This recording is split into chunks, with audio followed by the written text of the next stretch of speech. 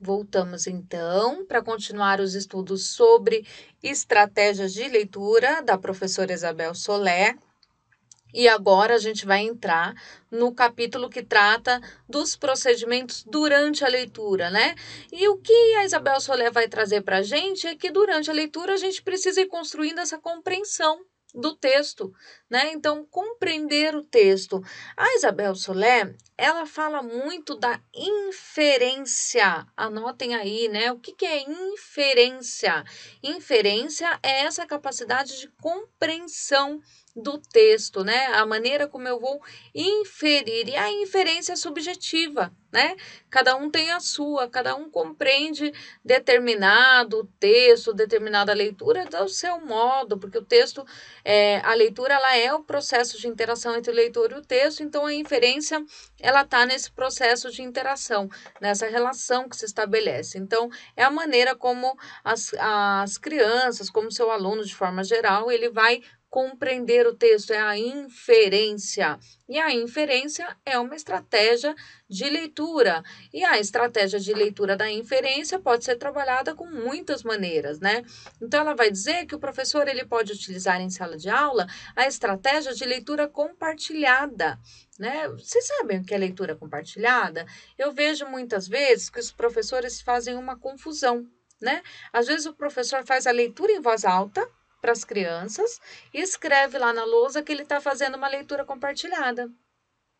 Porque ele acha que o fato dele estar lendo em voz alta para os alunos, ele está compartilhando a leitura com os alunos. E não, o que define a leitura compartilhada é cada aluno ter o seu portador, ter o seu próprio texto. Então, cada aluno com o seu texto, e aí sim o leitor vai assumindo progressivamente a responsabilidade, o controle do seu processo. É uma forma eficaz para que os alunos compreendam as estratégias apontadas, bem como a leitura independente, onde pode-se utilizar as estratégias que estão aprendendo. Então, a leitura compartilhada, ela é essa estratégia onde o professor ele pode ler, mas os alunos têm o portador para acompanhar, ou um aluno pode ler e todos acompanham, ou cada um pode ler um pouco, não importa. O que importa é que eles tenham esse portador, aí todos tenham o portador do texto para compartilhar a leitura. Então, a leitura compartilhada é uma estratégia que ajuda na compreensão do texto, na inferência,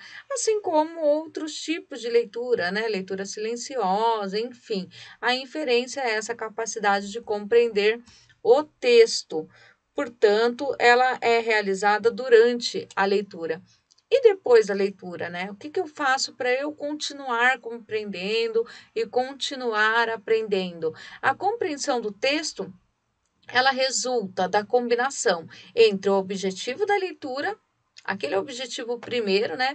Eu li para estudar, eu li para localizar uma informação, eu li por prazer, eu li para aprender alguma coisa. Então, a compreensão do texto é a combinação desse objetivo entre os seus conhecimentos prévios e a informação que o autor gostaria de transmitir aí nos seus escritos. Para que os alunos compreendam a ideia principal do texto, o professor pode explicar aos alunos o que consiste a ideia principal. Recordar porque vão ler concretamente o texto, a função real, ressaltar o tema, à medida que vão lendo, informar os alunos o que é considerado mais importante, para que finalmente concluam se a ideia principal é um produto mesmo de elaboração pessoal. Então, ela vai trazer uma estratégia para isso muito interessante, que é o resumo. Né? O resumo aparentemente parece uma coisa fácil de fazer, mas se você não conhece a ideia principal, se você não consegue separar a ideia principal das ideias secundárias de um livro, você não consegue resumi-lo, né? É muito difícil. Então, é uma estratégia de leitura muito avançada. Então, resumo: utilizar essa estratégia pode ser uma boa escolha para estabelecer o tema de um texto, para gerar ou identificar a sua ideia principal e seus detalhes secundários. É importante também que os alunos aprendam por que precisam resumir e como fazê-lo, assistindo resumos efetuados pelo seu professor, resumindo conjuntamente, passando a utilizar essa estratégia aí de forma autônoma. Se a gente não ensina um menino a resumir, ele não vai aprender sozinho.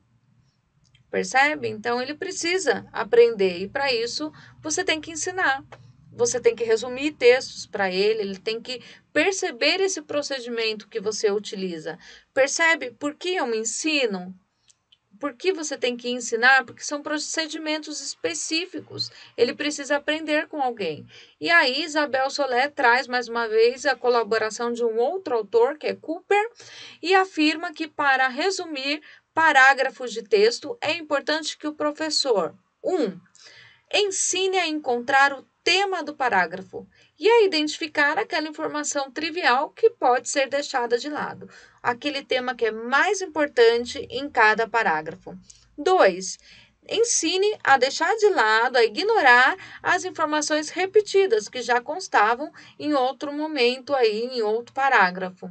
3. Ensine a determinar como se agrupam as ideias no parágrafo, para encontrar formas de englobá-las, para conseguir estabelecer uma relação entre essas ideias.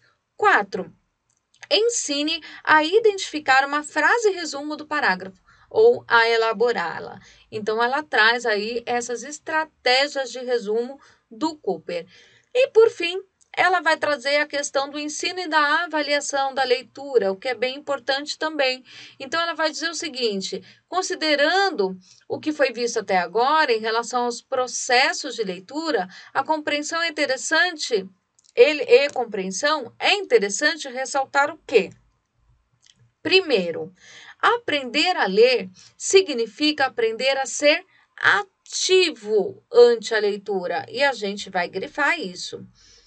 Aprender a ler significa aprender a ser ativo ante a leitura.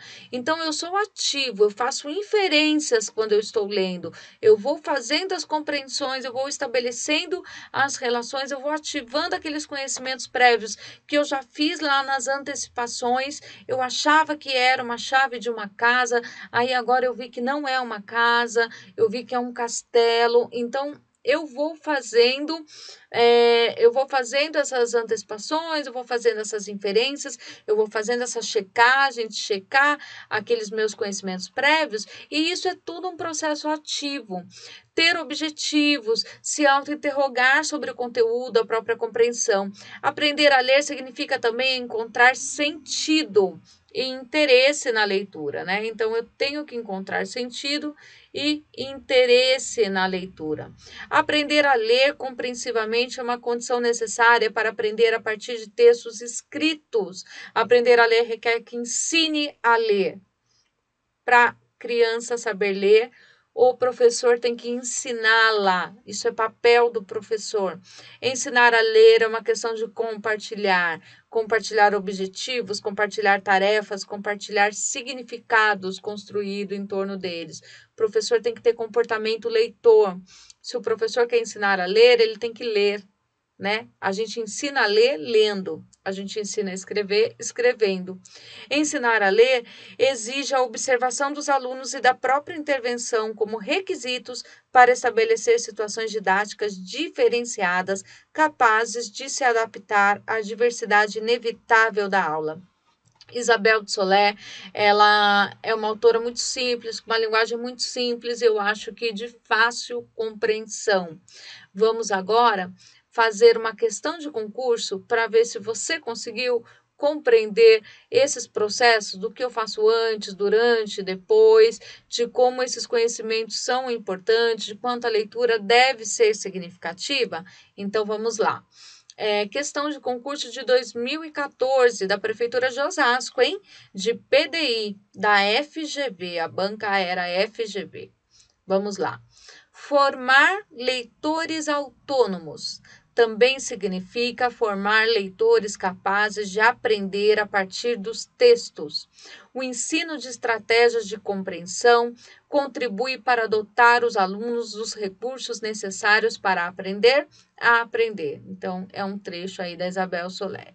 A partir do fragmento acima, analise as afirmativas a seguir. Então, quais são as afirmativas que contribuem, que corroboram, que ratificam, que reafirmam o que a autora está dizendo? Então, Eu posso não lembrar muito bem do texto, mas eu lembro que ela defende uma leitura enquanto processo ativo, uma leitura significativa, com diferentes portadores, a importância do trabalho do professor, a importância do aluno refletir sobre a leitura. É isso. Em linhas gerais, é isso. Então, agora a gente vai ver quais são as afirmações, vai encontrar que tipo de afirmação combina com a afirmação da Isabel Soler, com essa postura, com essa defesa dela sobre leitura. Eu sempre oriento vocês, né? A estratégia que eu utilizo aqui na Probate é da gente utilizar a estratégia de eliminatória. Então, vamos ver qual que não condiz com a Isabel Soler. Vamos lá? Vamos fazer o contrário. O professor deve disponibilizar em sala livros e revistas de diferentes tipos e temas? A gente viu que sim, né? Ele deve disponibilizar diferentes materiais. Então, essa tabelezinha, a gente faz uma marquinha aí na hora da prova. Você está com a sua caneta, com o seu lápis, você faz uma marquinha ali que é ok.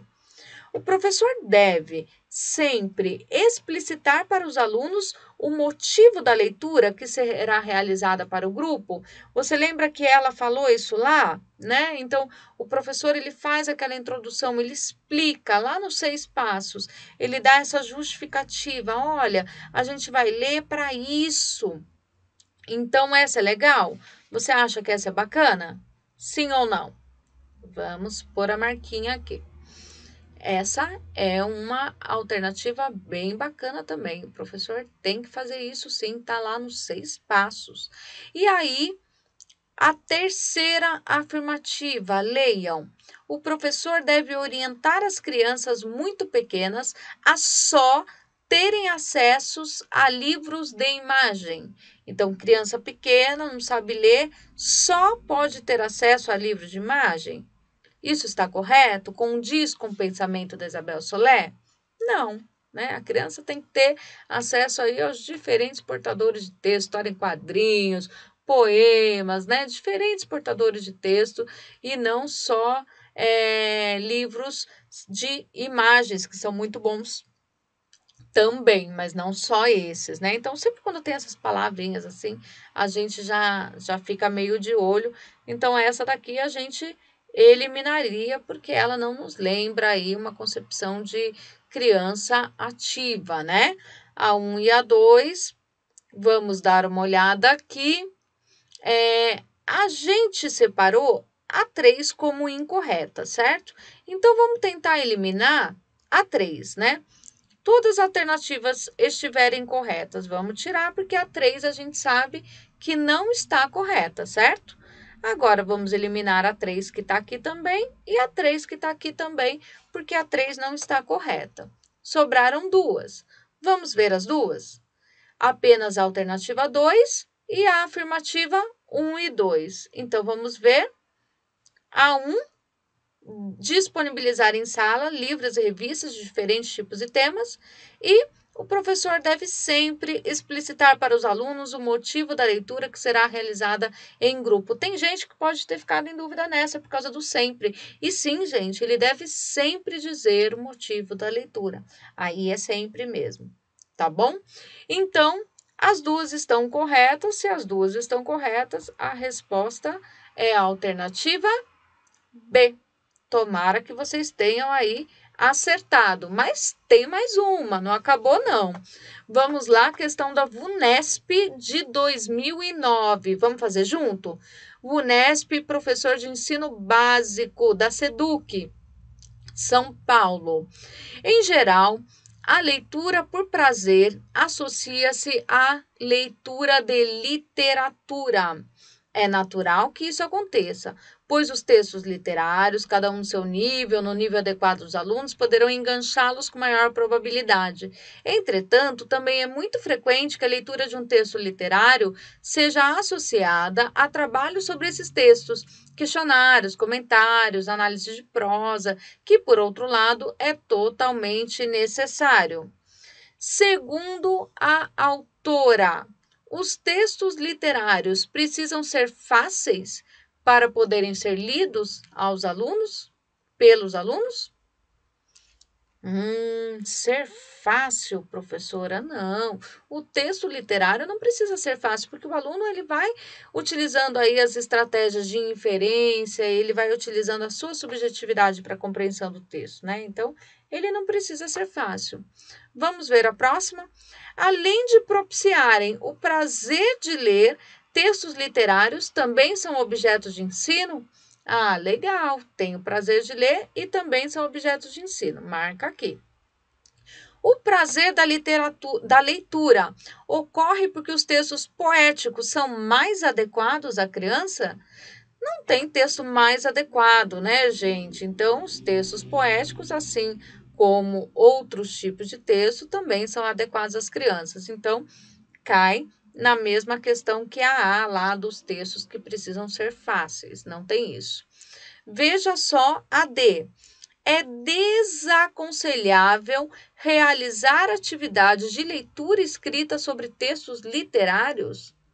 É desaconselhável realizar atividade de leitura escrita sobre textos literários? Não. O que ela fala aqui é justamente o contrário, né? Questionários, comentários, análise de prova, que por outro lado é totalmente necessário. Então a própria pergunta já responde, tá? Errada. E a próxima, somente.